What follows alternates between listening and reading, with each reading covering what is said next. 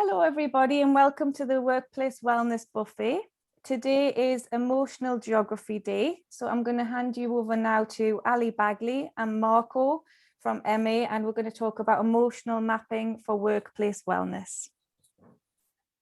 Okay, good morning everybody. You are in the first session for the Workplace Wellness Buffet. There is so much going on this week, as you can see from here.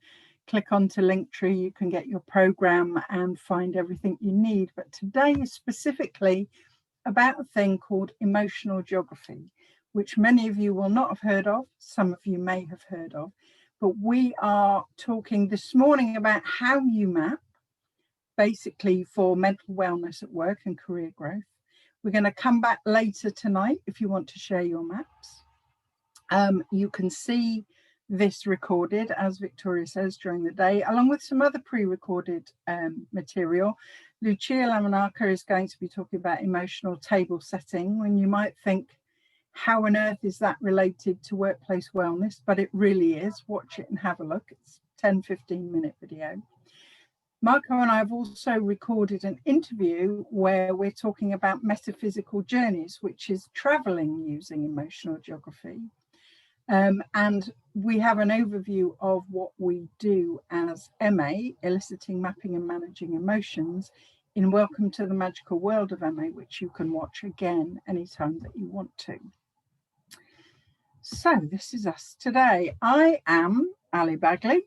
As I say, I am a writer's coach, business coach, and I specialise in helping coaches grow their business through the written word and through having a solid business foundation. I have struggled with and survived workplace anxiety for years and years in many different ways, from bullying. I've been bullied. I have had bosses and people that I've worked with who have taken credit for everything I've done that's been great and blamed me for everything that's gone wrong. So I understand the struggles that people go through in their daily lives, but having used emotional mapping as a tool to look back on my career journey, I also realized that I'm a survivor of all that, and that I have been able to move forward to living my best life now. And that's why I am so keen to share this methodology with you today. Marco, do you want to introduce yourself?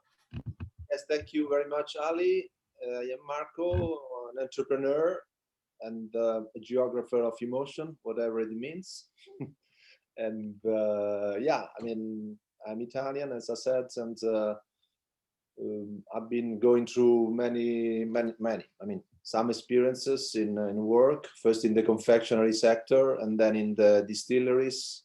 And finally, I founded a company on my own in 12 years ago, around 12 years ago. And 6 years ago, I switched a little bit the direction of my consulting company, going more and more towards emotions. I mean, in emotions, yeah, especially when I found this picture of myself when I was 3 years old. That's a picture my aunt Diana told me always about. She was telling me, Marco, there is a picture of yourself when you were a kid and you were carrying a luggage bigger than you, but you were happy. You were going somewhere and you were just happy. And she said, you are still like that now that you are 50, then when she was telling me about this picture. And when I found this picture and saw it for the first time, frankly, I cried of joy, because in that picture, I saw myself, my deep self, my soul, my vocation. Because those who know me, they know that I've been always traveling. My raison d'être is traveling. So even when I was out of money, very young, I'm not rich now, but I have some more money a little bit than when I was 18. But I always use this money for traveling, for nothing else. So I can say that I'm happy and lucky, because I've been doing in my life what I really love doing, that is traveling. And in that very same period when I found this picture, I was following my other passions. I have many. that was geography, and I went back to university at the tender age of 50, because there's no time to follow your passions, and there I met in the very serious faculty of engineering. There was an exam about urban and territorial planning, and this enlightened professor Giovanni Attili of engineering, he told me for the first time about this map that you are watching here. That is the map of Tender of Madeleine de Scudéry, a French writer of the 17th century, who has drawn the very first emotional map of history. And she's famous for two things: for the fact that she wrote the longest and possibly most boring book of French literature. She told about a long story of the past, a long love story. And in that very same book, there is this map. And in one page, in one map, and this is one of the powers of cartography, she has told the whole story that it took her 10 books to tell the story. But in this map, she has elicited her inner landscapes, and she has drawn them in this beautiful map by drawing places like La Mer Dangereuse, the Lac d'Indifference, and many imaginary places that were representing her landscapes. So there's a full story in this map. So by putting together that picture of myself and this map, somehow I decided to integrate these things and to make a different journey in relation to the journeys that I did. And out of this journey, it came out a book that is called The River of Life, because I imagined to do this journey in between reality and imagination, let's say following a river, because in every culture, as you know, the river represents movement, changement, life. So and out of this book, then I wrote some more books. Some of them are workshops, some are connected to geo-emotional foods, to geo-emotional paintings. I mean, emotions really flooded my life, not only personal life, but also professional life, even if personally, I don't think there's much difference between personal or professional life. We are just one. So, and out of this came out a project of emotion, a journey through emotional geography. And right now, we got a network of 80 friends, first of all, and professionals from all over the world, from more than 20 countries, we call this network EMME, meaning by that, eliciting, mapping, managing emotions. So as the Latin word used to say, nomen omen, in the name, in the acronym, in this case, there is all our schedule. That is about, we should not keep our emotions inside us, but try to make them, to pull out these emotions, and by using many different ways and tools, but especially places. That's why we specifically talk about geo-emotions, mapping them. Once we elicited the emotions, so we should try to map them out, not only through cartography, that is the topic of today, but also through other ways. And then managing emotions. By managing, I mean recognizing emotions a little more, let's say getting along a little bit better with emotions. So that was the very first step in this journey, and in this world of EMME, that is the map of my river of life, that then became sort of example, or just I mean, here all the geographers of emotions, we don't want to teach anything to anybody. We just want to share our emotions. So today, and in any time I have the possibility and the opportunity of talking about this project, I always put it like this is what drawing this map leaving myself a little bit, following the flow of my emotions did to me. Doesn't mean that this will be the same effect on you, but hopefully it will be like that, because it's something that I might say, without exaggerating, that drawing this map has changed my life. Hopefully for the better. Some friends say that it couldn't be for the worst.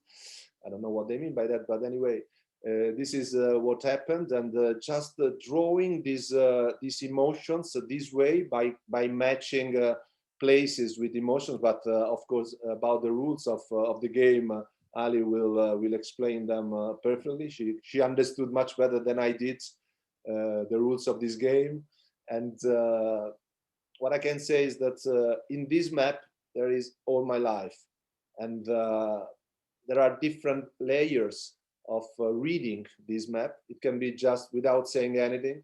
Everyone, even if you don't know my story, I guess you might be curious in just watching this map and trying to imagine what did that man mean by Canyon of Genesis, or the Lake of Indifference, the Genius Logi plane. You know, you can make your own story. Otherwise, I can explain a little bit about my itinerary.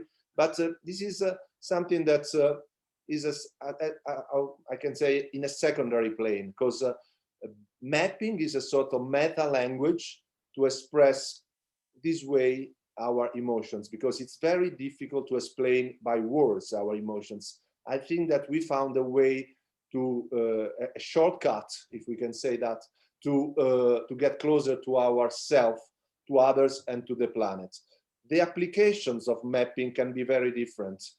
That one I have shown you is the widest one. Let's say your life. You can map your life, and we call that the river of life. But we have been applying this methodology in many fields, to a place, to your body, the relation you have with your body, to your face, to your football team, to your inner geology, to your profession, to your skills. I mean, it's we can go, it's endless, the list of that. Today, we will be focused in this workshop on the workshop. I mean, the workplace, because this is exactly the topic of the whole week.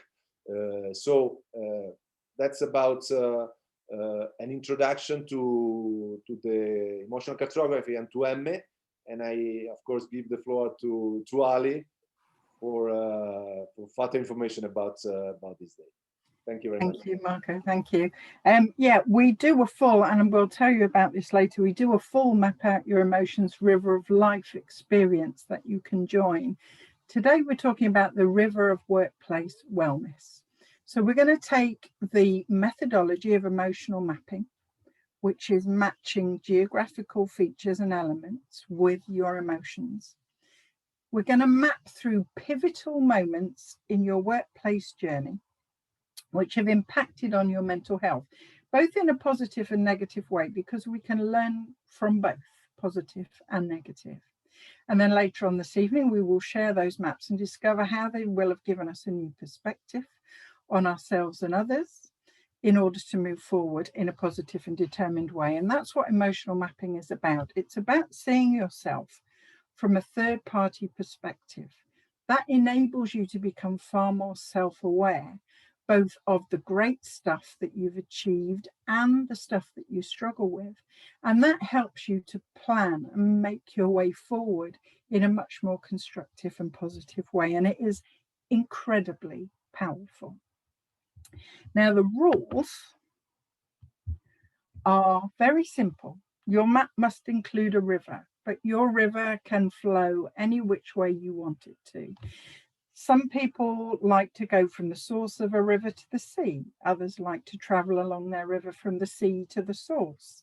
For some reason, my maps always tend to be from a sea right the way through to another sea, which is completely not how rivers work, but that's how my mind works. So that's what I go with. And you should let your feelings and your imagination run free. There is no right or wrong. Nobody is ever right or wrong. This is your life. You are the expert in your life, and you understand yourself in a completely different way to how other people understand you. And drawing skills are not necessary, you will be pleased to hear. Now, hopefully, you will be able to bring to hand some paper, coloured pencils, just a pencil, whatever, if you can, for in a moment's time. However, if not, get them after this session. That is absolutely fine. So the way that this all works is based on two wheels. We have the wheel of emotion, wheel of geographical, I can never say that word. So there's places, geography, the natural world, and atmospheric phenomenon. These are just some ideas of different physical and real things in the world that you can pin your emotions to. And I'll talk about that in a minute. So we give you some suggestions there, but you can think up your own places and geographies and atmospheric phenomena. You don't have to go with what's on that wheel. On the right hand side is the emotions wheel. So this is emotions, sentiments, behaviors, attitudes, and thoughts. So the way that this mapping works very simply is this. You think of a pivotal moment in your workplace, in your career, in your working life. However you want to map it. You may want to map just a situation that you're in now. You might want to map your whole career journey. It's entirely up to you. But you think about pivotal moments within that journey. Now, we will never remember everything about every pivotal moment that we've ever been through. We may remember where we were. We may remember who we were with.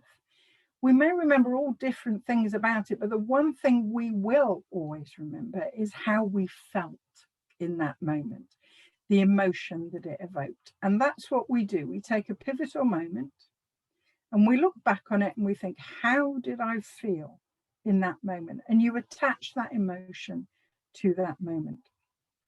And then when you think about that emotion, you think about which geographical feature or element resonates with that emotion. Now, let me describe to you what this actually looks like. So here you see the mountains of fear. Now, that means nothing to anybody else, but when I explain to you that the mountains of fear is the start of my career journey, that was the first day that I started work in London many moons ago. As a 16-year-old, fresh out of school, I literally left school on the Friday and started work on the Monday. I had commuted to London on a train by myself. That was scary enough as it was. But my overwhelming emotion when I look back on that first day at work is that I was really scared. And for me, I relate the emotion of fear with mountains, because mountains are difficult to climb, they're in the way of everything, they're a mystery, you don't understand them, you can't see them all at once. So for me, my first day at work is the mountains of fear. And whenever I look at that, I know exactly what I'm talking about. So if we go along a little bit further, straight the way through, let's go to the eclipse of betrayal here. Now, this to me, again, you're not going to know what that means, but I was in a situation about 15 years ago where I had a mentor where I was working. We were quite good friends as well. And there came a situation where our boss was fired and a new boss came in. And the new boss spoke to me about the fact that she was going to be making some redundancies. Now, that upset me a little bit because it's always quite scary, the thought of being made redundant. So I went and spoke to my mentor. Now, a mentor is somebody that you should be able to feel complete confidence with, that there will be confidentiality in that relationship. But no, she was so interested in getting in with the new boss, she immediately went and told her that I had been speaking about it behind her back. And that completely ruined both the relationship with my mentor and also with the new boss, who thought I had gone off and spoken about something that I shouldn't have.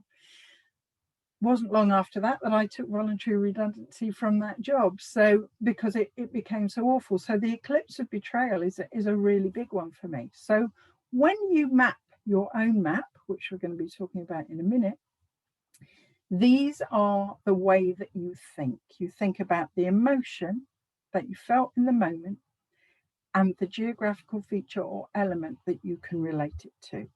And that's what Marco did with his river of life. He took different pivotal moments in his life and thought of the emotion, so philosophy, free will, passion, hope, all of those kinds of things, and created his map from that. Now, when we're creating our maps now, we're talking about answering just a few questions as you go through. So the first question that you need to think about is, what are the pivotal moments in my workplace journey? So you have your blank piece of paper. You can either draw your river as you're going along, or you can create a river when you start. It's entirely up to you. But what are the pivotal moments? And you need to be plotting those along the river, usually in a timeline. It usually works in a timeline, but you can do it any way you like.